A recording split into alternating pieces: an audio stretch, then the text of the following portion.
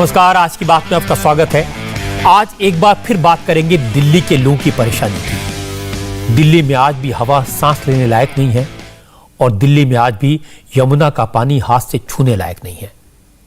सरकारों के रुख को देखकर लगता है कि दिल्ली की हवा के जहर को हवा ही खत्म करेगी और यह हवा 3 दिन बाद चलेगी। लेकिन यमुना का पानी साफ होने में अभी 3 साल और लगेंगे। आज अरविंद केजरीवाल ने यह दावा किया कि वो 3 साल में यमुना को डुबकी लगाने लायक बना देंगे। केजरीवाल ने कहा कि उन्होंने इसका पूरा प्लान बना लिया है, डेडलाइन तय कर दी है, फरवरी 2025 तक यमुना साफ हो जाएगी। यह वादा आज अरविंद केजरीवाल ने किया। लेकिन सवाल यह कि दिल्ली में क्या यमुना को वाकई में साफ किया जा सकता है? आज मैं आपको बताऊंगा कि दिल्ली में यमुना की जो नदी है वो गंदा नाला कैसे बनी।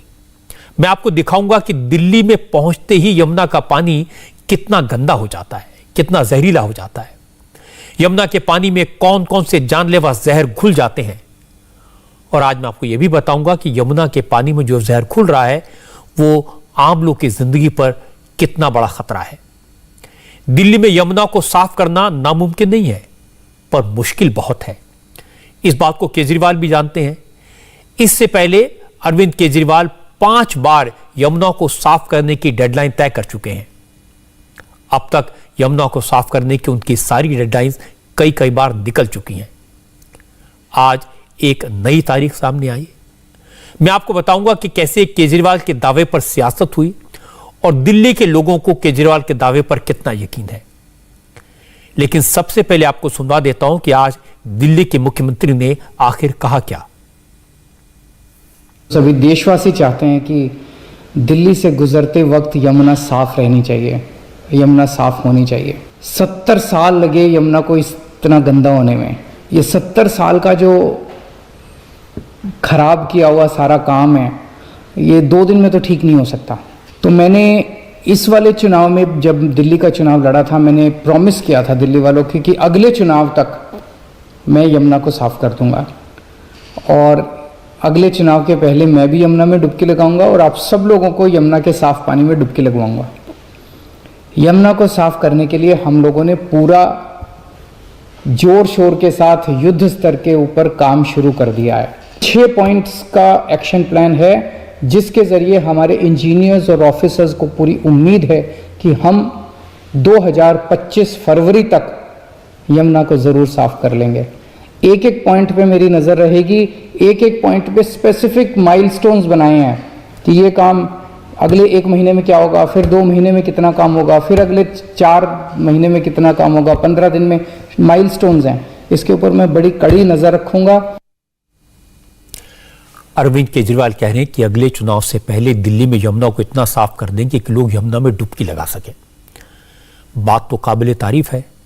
दिल्ली में अगर यमुना साफ हो जाए तो इससे बड़ा नेक काम और क्या हो सकता है।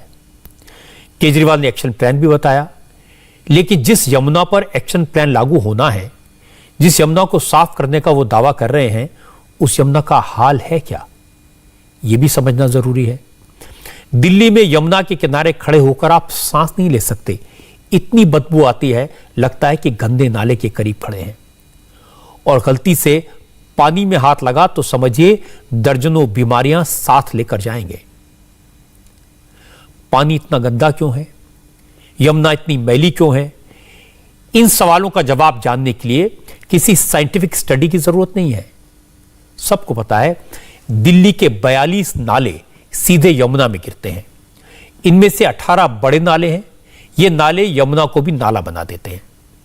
हमारे संवाददाता भास्कर मिश्रा ने आज बताया कि यमुना हरियाणा से दिल्ली में जब प्रवेश करती है तो काफी पानी वजीराबाद बैराज पर रुक जाता है और उसी के बाद सबसे बड़ा नाला नदी में आकर मिलता है।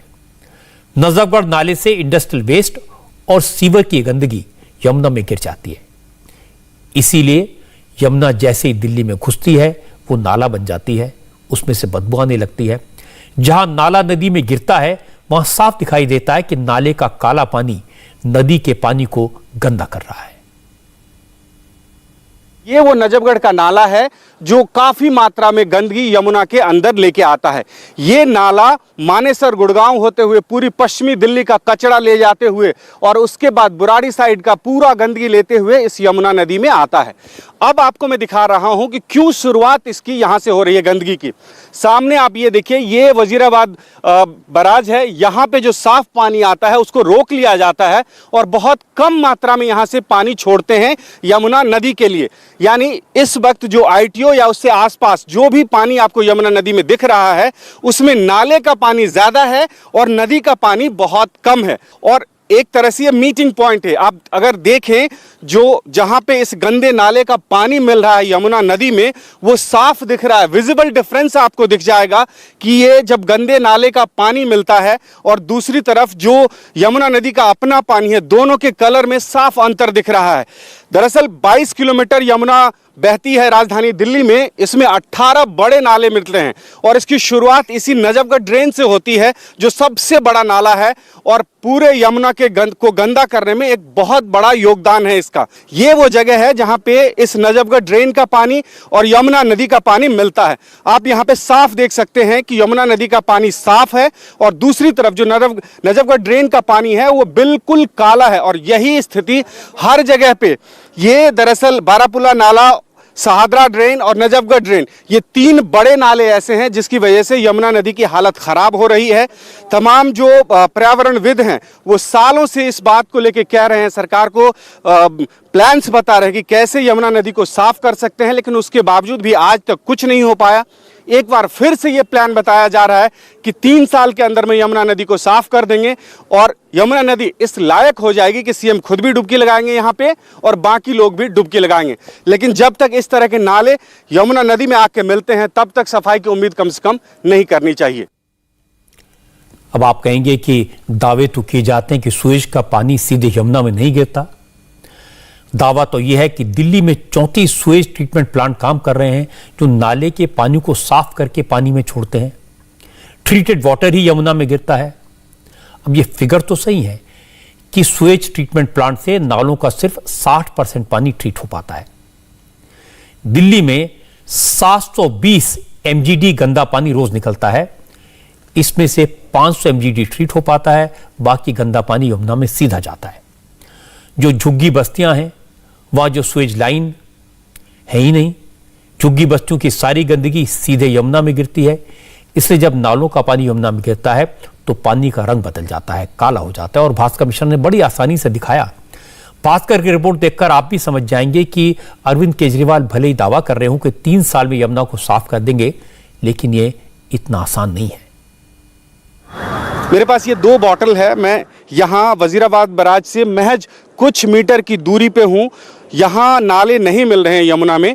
इससे पहले पानी कैसा है, वैसे तो आप देख सकते हैं कि साफ नज़र आ रहा है, लेकिन इसी को अगर हम बॉटल में भरते हैं तो आप साफ दिख जाएगा कि पानी कैसा है। और इसके बाद इसके महज कुछ ही मीटर की दूरी पे नजफगढ़ ड्रेन आके मिलता है। ये देखिए, ये यमुना का पानी है। यहाँ पे कोई नाला नहीं मिल रहा है। पानी की स्थिति क्या है आप साफ देख सकते हैं। और सामने वो देखिए कि वो वजीराबाद बराज है, उससे पानी छोड़ा जा रहा है और यही पानी आगे ओखला बराज तक पहुंचता है और उससे आगे निकल जाता है। लेकिन इस बीच में 18 नाले मिलते हैं।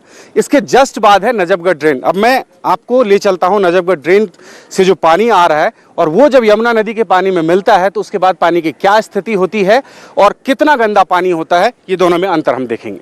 नजफगढ़ नाले का पानी जहां मिलता है यमुना नदी में आके, मैं वहां पहुंच चुका हूं। अब यहां से एक सैंपल लेने की कोशिश हम कर रहे हैं। आपको साफ पता चल जाएगा कि कितना गंदा पानी है। और ये सिर्फ एक नाले का पानी मैं बता रहा हूं जो यमुना नदी में आके मिलता है और उसके बाद आपको स्थिति स्पष्ट हो जाएगी। ये देखिए, ये 2 तरह का पानी है मेरे हाथ में और साफ अंतर आपको पता चल जाएगा कि किस पानी की वजह से यमुना नदी में इतना गंदा पानी बहता है। आप ये देखिए, ये पानी जो है ये वजीराबाद बराज के जस्ट बाद का है। यहाँ पे कोई नाली आके नहीं मिल रहा है। और उसके बाद ये है नजफगढ़ ड्रेन का पानी जहाँ आके मिलता है वहाँ का। और ये साफ दिख रहा है, खुद आप अपनी आंखों से देख सकते हैं। हालांकि ये कोई साइंटिफिक तरीका नहीं है जो मैं बता रहा हूँ। मेरा मकसद सिर्फ ये है कि आपको ये बताऊं कि आप अपनी आंखों से साफ देख सकते हैं कि सिर्फ एक नाले की वजह से राजधानी दिल्ली में यमुना नदी का क्या हाल होता है। और ऐसे अगर 18 नाले मिल जाएं इस नदी में सिर्फ 22 किलोमीटर की दूरी में, तो अंदाजा लगाइए कि वो पानी कितना प्रदूषित होगा। आगे बहुत बुरा हाल है ना, क्यों? ये नाला निकल रहा है बगल से, ये गंदगी, यहाँ सारी गंदगी निकल रही है। इधर का पानी कैसा है? इधर का पानी साफ है, आगे से छूटता है, हरियाणा से जहाँ भी छूटता है, ये पानी साफ है, हम इसको पी भी लेते हैं। अच्छा, पी भी लेते हैं। आपके ठीक पीछे जो यमुना नदी है, जी जी, आप लोग उधर क्यों नहीं मछली पकड़ते हैं, सामने ही क्यों पकड़ रहे हैं? ये साफ पानी है जी, इसलिए। ये तो बहुत ही ज्यादा गंदा है, पूरा पानी उधर से बहुत आगे से पता नहीं कहाँ से आ रहा है, तो इस वजह से हम इसमें तो कोई कुछ कर नहीं सकता। इधर आते हैं, पी भी सकते हैं, कभी कभार प्यास लगती है तो। यमुना के पानी में इतना जहर है कि यहां मछलियां भी जिंदा नहीं रह पाती। दिल्ली में 30 साल पहले तक यमुना में 52 तरह की मछलियां मिलती थी, लेकिन अब दिल्ली से गुजरने वाली यमुना के 22 किलोमीटर के स्ट्रेच में सिर्फ एक प्रजाति की मछली मिल पाती है, और वो भी गायब होने के कगार पर है। इसकी वजह है कि यमुना के पानी में ऑक्सीजन का लेवल 0 हो गया है। आमतौर पर नदियों के पानी का pH 7.4 होता है, ये पानी पीने लायक होता है, लेकिन दिल्ली में ज्यादातर जगहों पर यमुना के पानी का pH 11.4 तक है, यानी पानी छूने लायक भी नहीं है। वो स्किन को, डिजीज को पनपा सकता है, जला सकता है। घरों में आप अक्सर पानी का TDS देखते हैं। अगर आरओ से निकलने वाले पानी का TDS बढ़ जाए तो पानी का स्वाद बदल जाता है। पीने लायक जो पानी है उसका TDS 100 से कम हो तो बेहतर माना जाता है। लेकिन आपको जानकर हैरानी होगी कि दिल्ली में यमुना के पानी का TDS 1100 तक देखा गया है, और यह सारा कमाल उन नालों का है जो जीवनदायिनी यमुना मैया को जहरीला बना रहे हैं। दिल्ली में यमुना में सबसे ज्यादा गंदगी 3 बड़े नालों से आती है, जिसमें नजफगढ़ नाले की तस्वीरें मैंने आपको अभी दिखाई। इसके अलावा शादरा ड्रेन और बालापुरा नाले से भी सीवर और इंडस्ट्रियल वेस्ट बड़ी मात्रा में यमुना में मिलता है। हमारी संवाददाता गुनिका अरोड़ा उस जगह पर गई जहां बारापुला नाला यमुना में मिलता है। बारापुला नाले से यमुना में जाने वाला गंदा पानी इतना खतरनाक है कि वहां थोड़ी देर के लिए खड़े हो पाना भी मुश्किल है।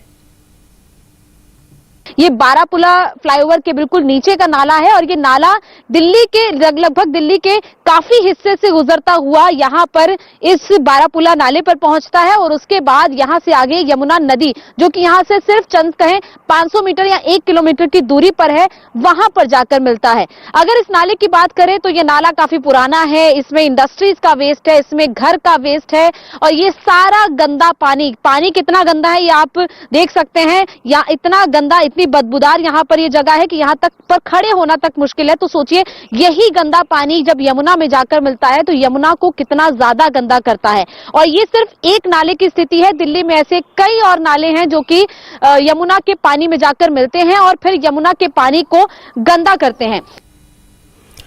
सोचिए, जिस पानी के पास खड़े होना मुश्किल हो, उस पानी से सब्जियां उगाई जाएं, उसी पानी से सब्जियां धोकर आपके घरों में सप्लाई की जाएं, वो सब्जियां कितनी जहरीली होंगी। यमुना के जहरीले पानी से दिल्ली का अंडरग्राउंड वाटर भी पॉल्यूटेड हो गया है। इसीलिए सरकार ने यमुना के किनारे सब्जी की खेती पर रोक लगा रखी है, क्योंकि सब्जियों के जरिए यह जहर शरीर तक पहुंचता है। आप यकीन नहीं करेंगे, लेकिन ये सही है, इंसानों के लिए जो कुछ जानलेवा हो सकता है, जो कुछ जहरीला हो सकता है, जो कुछ खतरनाक हो सकता है, वो सब यमुना के इसी पानी में है। यमुना के पानी में अमोनिया का लेवल खतरनाक लेवल तक हाई है। कई बार तो इसके कारण वाटर ट्रीटमेंट प्लांट भी बंद करने पड़ते हैं, पानी की सप्लाई रोकनी पड़ती है। इसके अलावा यमुना में फॉस्फेट की मात्रा इतनी ज्यादा है जो इंडस्ट्रियल वेस्ट से आता है। Iron, copper, cobalt, zinc, lead, nickel और क्रोमियम जैसे हैवी मेटल्स यमुना के पानी में भरे पड़े हैं। ये सारी वो चीजें हैं जो वैसे तो शरीर के लिए जरूरी हैं, लेकिन जरूरत से ज्यादा हो जाए तो जहर बन जाते हैं। यमुना में इनकी मात्रा इतनी ज्यादा है कि अब यमुना पूरी तरह जहर बन चुकी है। यमुना के पानी से स्किन डिजीज होना तो बड़ी छोटी बात है। यमुना का पानी सांस की बीमारियां देता है, किडनी को फेल कर सकता है, लिवर को डिस्ट्रॉय कर सकता है, कि आपको कैंसर का मरीज बना सकता है। और तो और यमुना का पानी जेनेटिकल डिसऑर्डर तक कर सकता है, यानी पीढ़ियां खराब हो सकती हैं। इसलिए यमुना साफ हो जाए ये जरूरी है, किसी कीमत पर साफ हो जाए ये आवश्यक है। और मैंने आपको बताया कि अब तक दिल्ली सरकार और केंद्र सरकार 3000 करोड़ से ज्यादा रुपए इस पर खर्च कर चुकी है, लेकिन यमुना साफ होने के बजाय लगातार और मैली होती जा रही है।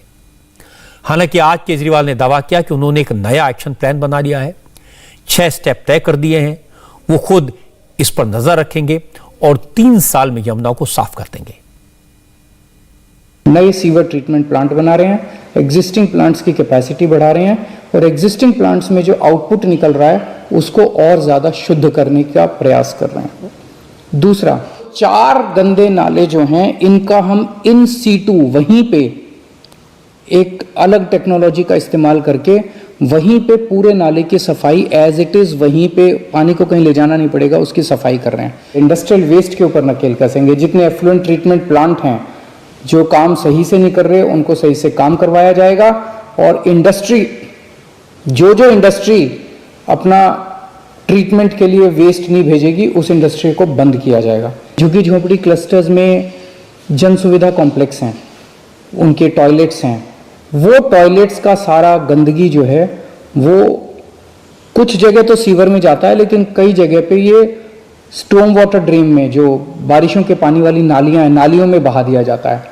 इन सारों इसको बंद किया जाएगा। अब हमने तय किया कि आपके घर के सीवर तक का कनेक्शन हम खुद ही लगा देंगे, आपको अप्लाई करने की ज़रूरत नहीं है। और छठा पॉइंट है, जितने मौजूदा हमारा सीवर नेटवर्क है इस पूरे नेटवर्क की डीसिल्टिंग, इसमें जितनी भी गंदगी पुरानी है सारी की डीसिल्टिंग और इसकी रिहैबिलिटेशन का काम शुरू कर दिया गया है ताकि इसको स्ट्रेंथन किया जा सके। छठ के मौके पर मैंने आपको दिखाया था कि गंगा कितनी गंदी है, कैसे महिलाओं को अर्घ चढ़ाने के लिए उस गंदे पानी में खड़े होकर नहाना पड़ रहा था, कैसे छाग बना हुआ था और कैसे कोशिश की जा रही थी उसको रोकने की। इसका कुछ असर हुआ है। अब केजरीवाल कह रहे हैं कि वो वॉर फुटिंग पर काम करेंगे और फरवरी 2025 में दिल्ली के लोगों के साथ खुद भी यमुना में डुबकी लगाएंगे। ये हो जाए तो बड़ी बात होगी, लेकिन बीजेपी इसे केजरीवाल की सियासी चाल बता रही है। बीजेपी के नेताओं का दावा है कि चूंकि दिल्ली में पॉल्यूशन की बात हो रही है, लोगों का ध्यान प्रदूषण से हटाने के लिए केजरीवाल ने आज यमुना की सफाई का शोर मचा दिया। मनोज तिवारी ने कहा कि केजरीवाल ये बात 2015 में कह चुके हैं, उसके बाद 4 बार फिर यही बात बोल चुके हैं, अब 6ठी बार यमुना को साफ करने का दावा किया है। केजरीवाल सिर्फ बोलते हैं, करते कुछ नहीं। मनोज तिवारी ने यह भी कहा कि केजरीवाल में हिम्मत है तो यमुना की गंदगी और यमुना की सफाई पर व्हाइट पेपर ले आए। दिल्ली वालों को पता लग जाएगा कि केजरीवाल के राज में यमुना साफ होने के बजाय कितनी और गंदी हो गई।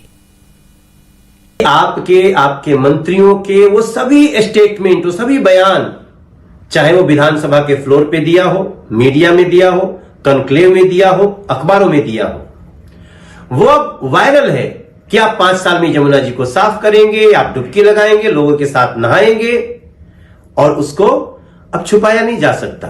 ये मीडिया मैनेजमेंट जो कर रहे हैं ना, इसको बंद करो, क्योंकि दिल्ली के बच्चे, बूढ़े, युवा, महिलाएं अपनी सांस रोके खड़ी हैं। इतना दूषित हवा है, इतना दूषित जल है। दिल्ली में बहने वाली लगभग 30 किलोमीटर यमुना जी अगर दूषित नहीं होती, जहरीली नहीं होती, तो आज दिल्ली के लोग भी चैन से होते, दिल्ली की हवा पे उसका असर पड़ता और आपको भी ये सब ड्रामा नहीं करना पड़ता। सवाल आज ये है कि दिल्ली के लिए आपने किया क्या? आपको बताना यह चाहिए कि आपने केंद्र से मिले फंड्स को किस तरह से उपयोग किया। क्या मनोज तिवारी का यह इल्जाम वाकई में सही है कि केजरीवाल यमुना को साफ करने का दावा पहले भी कई बार कर चुके हैं? और अपनी बात को साबित करने के लिए मनोज तिवारी ने सबूत के तौर पर केजरीवाल के पुराने बयानों की वीडियो दे दी है। यमुना को साफ किया जाएगा, यमुना साफ कर सकते हैं। यमुना हमारे लिए पवित्र नदी है। यमुना के दोनों तटों पर छोटी छोटी झील बनाई जाएंगी और मुझे उम्मीद है आप हमें 5 साल दीजिए, 5 साल में यमुना को इतना खूबसूरत बना देंगे कि आप अपने बच्चों के साथ पिकनिक मनाने के लिए यमुना के तट पर जाना शुरू करेंगे। हम यहाँ पे यमुना को जीवित करेंगे। आज यहाँ पे एक छोटा सा कार्यक्रम है। 5 साल के अंदर अपने को ऐसे करना है कि दिल्ली के एक एक व्यक्ति को यमुना के तट के ऊपर लाना है और एक एक व्यक्ति को यमुना के लिए गौरवान्वित महसूस करवाना है कि हाँ, दिल्ली में जो यमुना बह रही है वो हमारी अपनी यमुना है और ये दिल्ली की लाइफलाइन है। और अपने को यमुना साफ करनी है, यमुना नदी भी साफ करनी है। इसकी भी मैंने पूरी प्लानिंग करी है। यमुना नदी के अंदर 4-5 साल के अंदर आपको गोता लगवा देंगे, नला देंगे आपको। यमुना बड़ी गंदी है। गए हो यमुना पे? कौन कौन गया यमुना पे? बहुत गंदी है यमुना। उसमें सारा सीवर जाता है, सारा इंडस्ट्री का पानी जाता है, इंडस्ट्री का वेस्ट जाता है। उसकी भी मैंने प्लानिंग करी है। अगले चुनाव के पहले, ये वाला चुनाव नहीं, 5 साल के अंदर अगले चुनाव के पहले आपके सारे गांव को ले जाके उसमें डुबकी लगवा दूंगा। यमुना गंदी है, ये सब मानते हैं। यमुना का पानी नहाने लायक नहीं है, ये भी सब जानते हैं। लेकिन इस गंदगी के जिम्मेदार कौन है? इस सवाल पर बीजेपी केजरीवाल को जिम्मेदार ठहराती है और केजरीवाल बीजेपी को। लेकिन इससे क्या बात बनेगी? एक्सपर्ट भी कह रहे हैं कि सरकार किसी की भी हो, दावे तो सब करते हैं लेकिन उन पर काम कोई नहीं करता। एनवायरमेंटलिस्ट आनंद आर्य ने आज कहा कि 2015 में एनजीटी ने यमुना की सफाई का प्लान बना दिया था, उसकी डेडलाइन तय कर दी थी। 2017 में यमुना को पूरी तरह साफ करने का लक्ष्य था। अगर अरविंद केजरीवाल की सरकार ने उस प्लान को इंप्लीमेंट किया होता तो यमुना 4 साल पहले साफ हो चुकी होती। ये सब कहानियां हैं इनकी। 2015 में एनजीटी ने एक बड़ा साफ बहुत ही अच्छा जजमेंट दिया जिसका नाम है मैली से निर्मल यमुना। उसके अंदर कोई एक ऐसी चीज़ नहीं है जो आज ये बोल रहे हैं।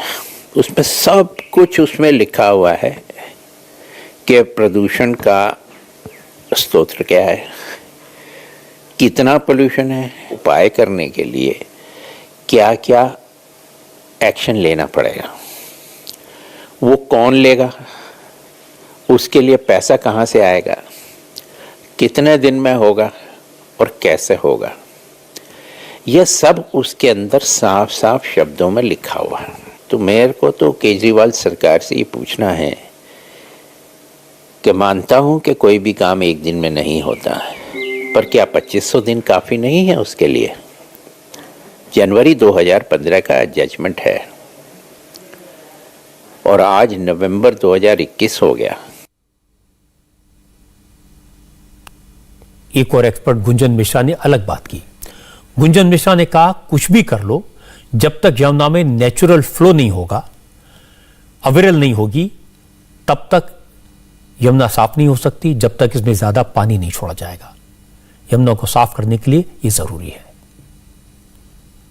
कारण यही है कि यमुना में जो 5 ड्रेन है, वजीराबाद, दिल्ली गेट, मोरी गेट, ये जो 5 ड्रेन मुख्य ड्रेन हैं यमुना में जो गिरते हैं, उसमें से अनट्रीटेड सीवेज आता है और जो अनट्रीटेड सीवेज आता है यही यमुना की गंदगी का मुख्य कारण है। सीवेज है, सीवेज वाटर जो है वो इजीली डिग्रेडेबल हो जाता है, बायोडिग्रेडेबल होता है, तो ये इजीली क्लीन हो जाएगी यमुना। लेकिन उसके लिए यमुना में बहाव चाहिए, फ्लो चाहिए।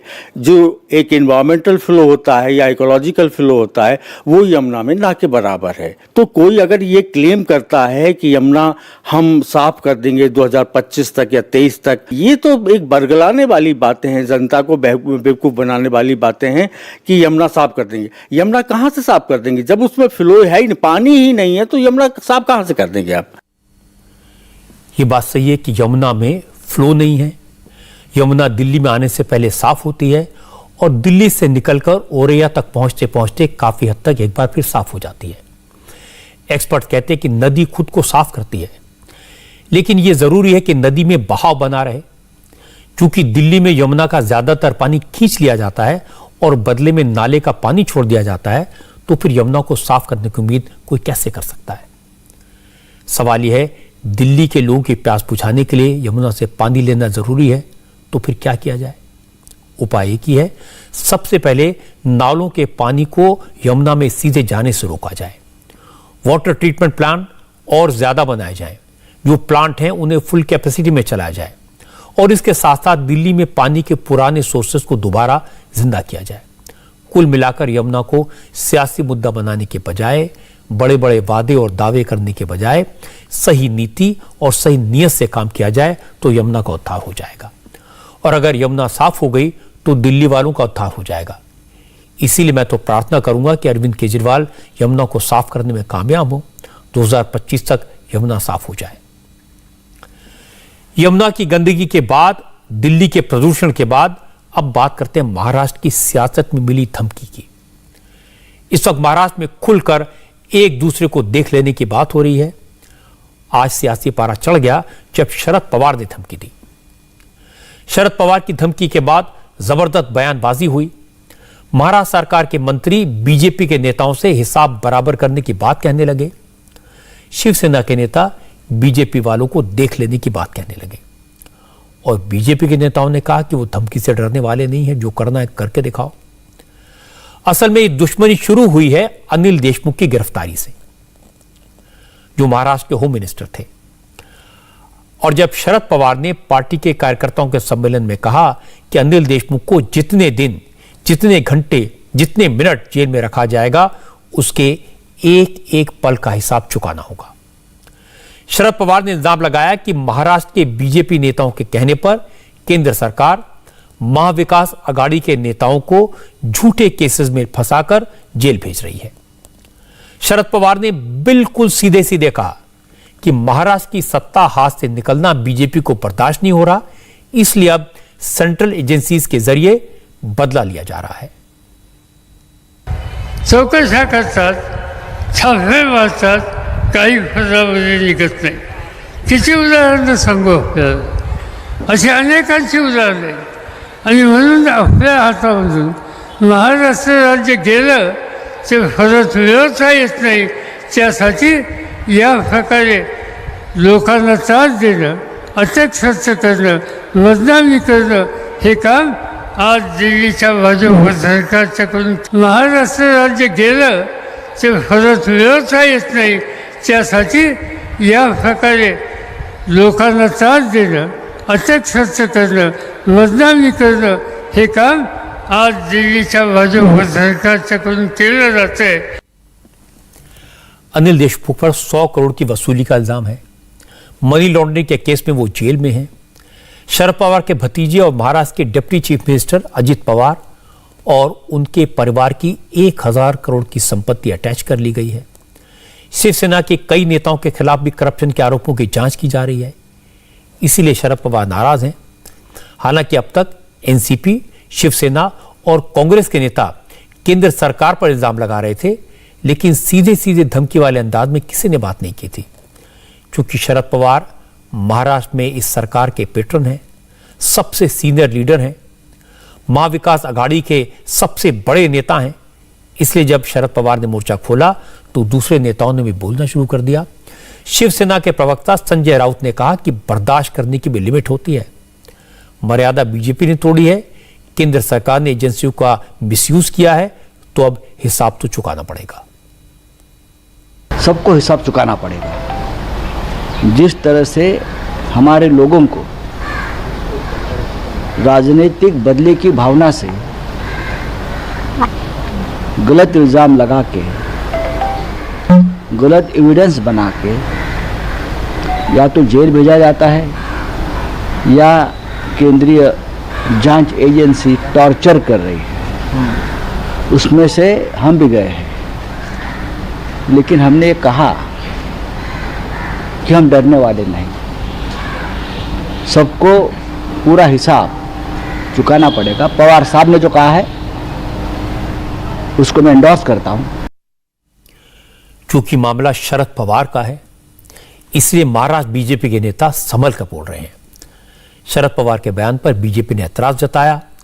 महाराष्ट्र बीजेपी के अध्यक्ष चंद्रकांत पाटिल ने सिर्फ इतना कहा कि बीजेपी धमकियों से डरने वाली नहीं है। पवार साहब को समझना चाहिए कि एनसीपी के नेताओं के खिलाफ जांच कोर्ट के आदेश पर हो रही है, इसमें पार्टी पॉलिटिक्स का कोई मतलब है ही नहीं। ऐसा है कि अनिल देशमुख जी हो या अजित पवार जी के रिश्तेदारों पर इनकम टैक्स के रेड हो, इसमें भारतीय जनता पार्टी का कोई रोल नहीं है। मैं ये मानता हूँ कि ये सारे जो है यह लोकशाही को, संविधान को उध्वस्त करने के लिए बैठे हैं। कोई भी तपास यंत्रणा, इंक्वायरी फोरम, ये इनको मान्य ही नहीं है। हर विषय पर इनकी आपत्ति है। अनिल देशमुख जी को जो जो किया गया, चाहे उनको समन्स भेजा गया, चाहे उनको गिरफ्तारी की गई, उनकी पुलिस कस्टडी, उनकी मैजिस्ट्रेट कस्टडी, ये तो कोर्ट के आदेश के अनुसार ही चला ना। तो क्या कोर्ट पर ही आपकी आपत्ति है क्या? तो भारतीय घटना के अनुसार ये सारी एजेंसी स्वायत्त है, वो अपना अपना काम कर रही है। इन सारी एजेंसीज को उध्वस्त करना, सिस्टम को उध्वस्त करना, एक अनार्की, अराजकता निर्माण करने का प्रयत्न है। रहा विषय धमकी का, कौन घबराता है? जिनको ये सब चुकता करना है वो करे। बीजेपी के नेता केयरफुल हैं, लेकिन शरद पवार फुल फॉर्म में। उन्होंने खुलकर अनिल देशमुख की हिमायत की। पवार ने कहा कि झूठे इल्जाम लगाने वाले पुलिस अफसर को भगा दिया गया और उसकी शिकायत को आधार बनाकर केंद्र सरकार के इशारे पर अनिल देशमुख को अरेस्ट कर लिया गया। ये क्या बात हुई? पवार ने कहा कि बीजेपी के नेता रोज महाविकास आघाड़ी के नेताओं की लिस्ट दिल्ली भेजते हैं और अगले ही दिन उनके खिलाफ जांच शुरू हो जाती है और उन्हें समन भेज दिए जाते हैं। की कदाचित आजच राज्य सरकारी हे जाहीर केलं असेल की हा अधिकारी वगळला म्हणून त्याची जाहिरात केली, फरार गेलेला आहे, कोणत्या देशात गेला माहिती नाही, कुठे राहतो माहिती नाही, या ठिकाणी समन्स काढलं तर त्याला हजर राहत नाही आणि एका आयोगाच्या समोर त्याला विचारणा केली की तुम्हाला या संबंधी, अनिल बाबूच्या संबंधी काय म्हणायचं?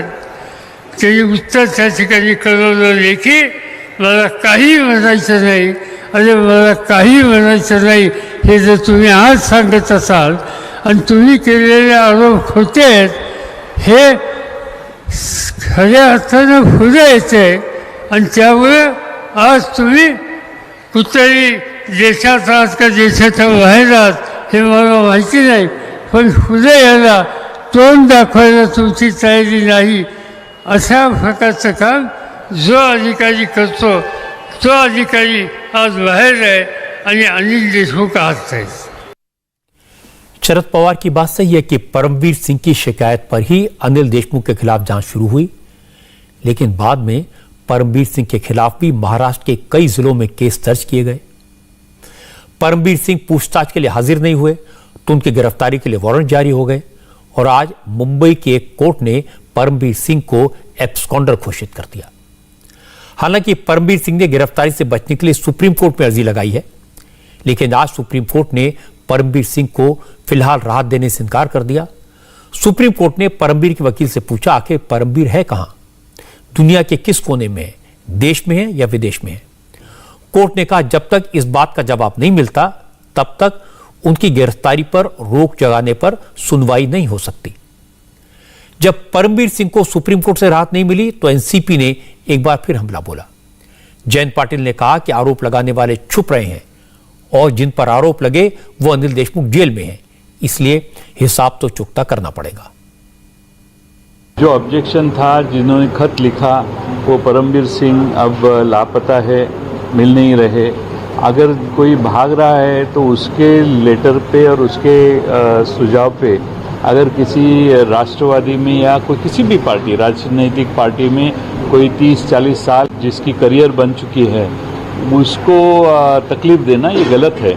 आज कोई कारण नहीं है फिर भी अनिल देशमुख जी को अरेस्ट किया गया है। जिस तरीके से लोगों को लेफ्ट राइट सेंटर अरेस्ट कर रहे हैं, इसका कभी ना कभी तो हिसाब हो जाएगा आगे जाके। ये निसर्ग में तो होता ही रहता है। शरद पवार ऐसे नेता नहीं जो भावावेश में आकर कोई बात कहते, वो नाप तोलकर बोलते हैं, आगे के 4 कदम के बारे में सोचकर बोलते हैं। अगर शरद पवार ने हिसाब चुकाने की बात कही है तो इसका रंग जरूर दिखाई देगा। यह सही है कि सेंट्रल एजेंसीज ने पवार की पार्टी के कई नेताओं पर शिकंजा कसा है, लेकिन यह भी नहीं भूलना चाहिए कि महाराष्ट्र में जो हुआ वो पूरी व्यवस्था को कलंकित करने वाला है। होम मिनिस्टर जेल में हैं, उन पर आरोप पुलिस कमिश्नर ने लगाए, वो पुलिस कमिश्नर जो सरकार के चहेते थे और आजकल फरार हैं। सुप्रीम कोर्ट उनका पता पूछ रहा है। जो असिस्टेंट पुलिस इंस्पेक्टर अपनी कार में नोट गिनने की मशीन लेकर घूमते थे वो भी अब जेल में हैं। इन सबकी करतूतों की जो डिटेल्स सामने आई हैं उन्हें देखकर पता चलता है कि मुंबई में वसूली का कारोबार किस कदर चल रहा था। केंद्रीय एजेंसी ने एक्शन तो लिया, लेकिन एक्शन करने का मौका किसने दिया? पवार साहब को यह भी समझना चाहिए। महाराष्ट्र में आजकल सब अपने आप को बचाने में और दूसरों को फंसाने में लगे हुए हैं। बयानबाजी का लंबा दौर चल रहा है। जब से महाराष्ट्र के एक और मंत्री के दामाद ड्रग्स के केस में पकड़े गए, तब से मंत्री महोदय ने नारकोटिक्स कंट्रोल ब्यूरो के खिलाफ मोर्चा खोल दिया है। नवाब मलिक ये साबित करने में लगे हुए हैं कि मुंबई में नारकोटिक्स ब्यूरो के जोनल डायरेक्टर समीर वानखेड़े हिंदू नहीं मुसलमान हैं। वो आरक्षण पाने के लिए दलित बने, इसलिए उनको सरकारी नौकरी मिली। समीर वानखेड़े के परिवार ने हाई कोर्ट में नवाब मलिक के खिलाफ डेफेमेशन का केस फाइल किया था। आज उसी पर कोर्ट को फैसला करना था, लेकिन नवाब मलिक ने आज समीर वानखेड़े के 2 स्कूल सर्टिफिकेट पेश कर दिए। पहला certificate saint Joseph high school का स्कूल लिविंग सर्टिफिकेट है और दूसरा certificate saint Paul high school का है। इन दोनों सर्टिफिकेट्स में समीर का पूरा नाम समीर दाऊद वानखेड़े और धर्म मुस्लिम लिखा है। नवाब मलिक ने ये दोनों ही दस्तावेज आज बॉम्बे हाई कोर्ट में सबमिट कर दिए। इसके बाद कोर्ट ने अपना फैसला 22 नवंबर तक के लिए रिजर्व कर लिया। हालांकि नवाब मलिक ने दावा किया कि उनके पास समीर वानखेड़े के खिलाफ और भी सबूत है। हमने और चीजों को गहराई से देखी। महानगर पालिका के सारे रिकॉर्ड हमने निकाले। जो इंटरपोलेशन का शब्द आ रहा था उसके भी सारे सबूत हमने जुटाए और हमने इनके स्कूल के दाखिले से लेकर लिविंग सर्टिफिकेट तक सारे कागजात हमने उपलब्ध कराए। हाई कोर्ट के माननीय जज साहब के सामने कागज को रखा गया। हाई कोर्ट के ऑर्डर से ये कहा गया कि जो पिटिशनर है उसे भी आप सर्व कर दो। सारे कागजात हमने उन्हें सर्व किए हैं। समीर वानखेड़े जाली नोट के भी खिलाड़ी हैं और जाली कागजात कैसे बनाए जाते हैं करारे करारे कागज सामने रख रहे हैं। लेकिन जिस दिन पैदा होकर सर्टिफिकेट निकाला था वो सामने रखना चाहिए था। फर्जीवाड़ा है, छुपाने की कोशिश की जा रही। हमने सारी चीजें न्यायालय में रखी है। हालांकि समीर वानखेड़े का परिवार भी नवाब मलिक के इल्जामात का लगातार जवाब दे रहा है। बराबर की चोट है। आज समीर वानखेड़े के परिवार ने भी सबूत के तौर पर वानखेड़े का बर्थ सर्टिफिकेट सामने रखा। यह सर्टिफिकेट बीएमसी से 17 नवंबर को इश्यू करवाया गया है। समीर का यह बर्थ सर्टिफिकेट रजिस्ट्रार से वेरीफाइड भी है। इसमें समीर के पिता का नाम ज्ञानदेव वानखेड़े लिखा हुआ है। अब सवाल है कि नवाब मलिक ने जो प्रमाण पत्र पेश किए उसमें समीर वानखेड़े का नाम समीर दाऊद वानखेड़े क्यों लिखा है? इसके जवाब में समीर वानखेड़े के परिवार ने कहा कि समीर की मां मुस्लिम थी, इसलिए मां ने स्कूल में एडमिशन के वक्त समीर का धर्म मुस्लिम लिखवा दिया था, जिसे बाद में करेक्ट किया गया। वानखेड़े फैमिली ने यह सर्टिफिकेट कोर्ट में जमा करा दिए हैं। आज दुनिया भर में प्रसिद्ध तिरुपति बालाजी के शहर से बारिश से होने वाली तबाही की परेशान करने वाली तस्वीरें सामने आई। बारिश का पानी चट्टान को तोड़कर, पहाड़ को फोड़कर सड़कों पर आ गया। कुछ जगहों पर लैंडस्लाइड की वजह से सड़क पर बड़े बड़े पत्थर जमा हो गए। तिरुपति जाने वाला रास्ता पूरी तरह पानी में डूब गया। असल में बंगाल की खाड़ी में डिप्रेशन बना हुआ है। इसकी वजह से तमिलनाडु और आंध्र प्रदेश में तेज बारिश हो रही है। निचले इलाकों में बाढ़ जैसे हालात बन गए हैं। हमारे संवाददाता टी राघवन ने बताया कि तिरुपति बालाजी मंदिर के अंदर भी बारिश का पानी घुस गया। मंदिर के परिसर के साथ साथ इसके सर्वर रूम में भी पानी घुस गया। जिस दौरान पहाड़ों से पानी नीचे आया तब मंदिर के अंदर कुछ भक्त मौजूद थे। उन्हीं में से किसी एक ने यह वीडियो मोबाइल में रिकॉर्ड किया। वैसे इस डिप्रेशन का सबसे ज्यादा असर चित्तूर, कड़प्पा और नेल्लूर जिलों में देखने को मिला है। क्योंकि तिरुपति के भक्त पूरी दुनिया में हैं, इसलिए तिरुपति मंदिर में बारिश का पानी घुसने की खबर से दुनिया भर में भक्त परेशान हैं और पूरी दुनिया में इस वक्त तिरुपति बालाजी मंदिर पर मंडरा रहे खतरे की चर्चा है। श्री वेंकटेश्वर स्वामी के मंदिर में जाने के लिए घाट रोड सड़क पर भी पानी का तेज बहाव है। पता यह भी चला कि तिरुपति शहर से तिरुमला के रास्ते में भी कुछ जगहों पर चट्टानें गिरी हुई हैं। इसकी वजह से तिरुमला पहाड़ पर गाड़ियों की एंट्री बंद करनी पड़ी है। असल में इतनी बारिश की किसी को उम्मीद नहीं थी। अचानक से पानी भरा और इसकी वजह से स्वर्णमुखी नदी का वाटर लेवल तेजी से बढ़ा और देखते ही देखते बारिश के पानी के साथ साथ नदी का पानी भी रिहायशी इलाकों में घुस गया।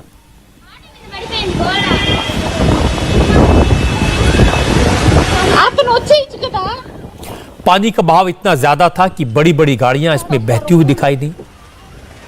पता चला कि इस वक्त कुछ जगहों पर रेस्क्यू ऑपरेशन चल रहा है। निचले इलाकों में रहने वाले कई लोग घरों के अंदर फंसे हुए हैं। तिरुपति के मधुरा नगर, new Balaji Nagar, TTD colony, Kapil Theertham जैसे इलाकों में काफी पानी जमा है।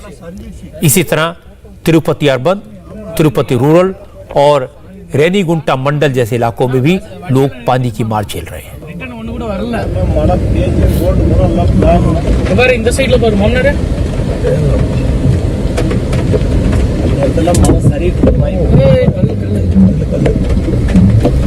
इस बारिश के कारण सिर्फ इंसान ही परेशान नहीं हुए, जानवर भी मुश्किल में हैं। सड़क किनारे अब हिरन दिखाई देने लगे हैं। हालांकि प्रशासन की तरफ से मदद के लिए हर संभव कोशिश की जा रही है। चित्तूर डिस्ट्रिक्ट प्रशासन के साथ साथ मंदिर ट्रस्ट के कर्मचारी भी युद्ध स्तर पर काम कर रहे हैं।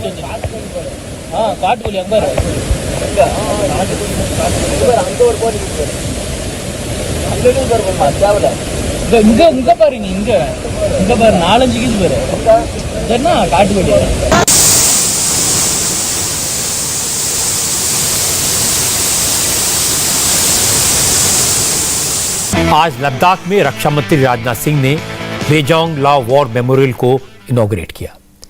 पहले ये वॉर मेमोरियल छोटा था, लेकिन अब ये बड़े पैमाने पर बनाया गया है। इसके उद्घाटन के मौके पर रक्षा मंत्री के साथ chief of defence staff general Bipin Rawat भी मौजूद थे। असल में राजनाथ सिंह ने लद्दाख जाने के लिए आज का दिन इसलिए चुना क्योंकि आज ही के दिन रेजोंग ला पास पर 1962 की लड़ाई में हमारे जवानों ने चाइनीज सैनिकों के हमले का करारा जवाब दिया था। हमारे सिर्फ 120 जवान 1500 चीनियों पर भारी पड़े थे। तब रेजोंग ला पास पर 13 कुमाऊं बटालियन की चार्ली कंपनी तैनात थी।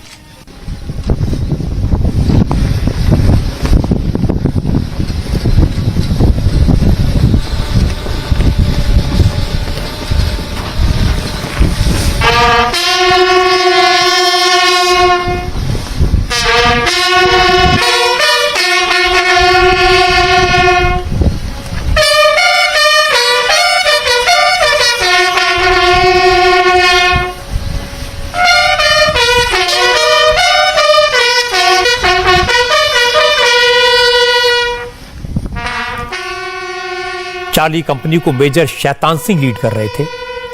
उस जमाने में न तो मॉडर्न हथियार थे, न ठंड से बचने के लिए आज के जमाने जैसे क्लोथिंग गियर थे। एडवर्स कंडीशन थी, कड़कड़ाती ठंड थी, लेकिन फिर भी 120 सैनिकों की बटालियन ने चीन के 1300 सैनिकों को मौत के घाट उतार दिया। इस जंग में हमारे 110 बहादुर सैनिक शहीद हो गए। चार्ली कंपनी के इस पराक्रम से न सिर्फ चीन को पीछे हटना पड़ा, बल्कि चुशुल हवाई अड्डे को भी बचाने में कामयाबी मिली थी। इसी शहादत को आज राजनाथ सिंह ने नमन किया, श्रद्धांजलि दी। इसके बाद राजनाथ सिंह ने 1962 की लड़ाई के वॉर वेटरन से मुलाकात की। ब्रिगेडियर आरवी जातर उसी कुमाऊं रेजिमेंट का हिस्सा थे जिन्होंने चीनी सैनिकों को करारी शिकस्त दी थी। रेजोंग ला से खदेड़ दिया था। आज राजनाथ सिंह ने ब्रिगेडियर जातर को वॉर मेमोरियल तक एस्कॉर्ट किया और उनकी मौजूदगी में ही नए सिरे से इसका उद्घाटन किया। दुनिया की कोई ताकत भारत की तरफ आंख उठाकर भी देखेगी तो उसका मुंहतोड़ जवाब देने यदि किसी के अंदर है तो हम भारतवासियों के अंदर है।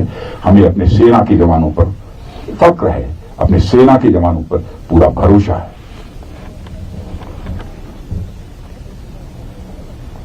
भारत का चरित्र रहा है कि हम लोगों ने दुनिया के किसी देश पर ना तो कभी आक्रमण किया है और न दुनिया के किसी देश की 1 इंच जमीन पर हमने कभी कब्जा किया है। लेकिन यदि कुछ हुआ होगा तो हुआ होगा, लेकिन भारत अब कमजोर भारत नहीं है। भारत भी अब ताकतवर भारत बन चुका है।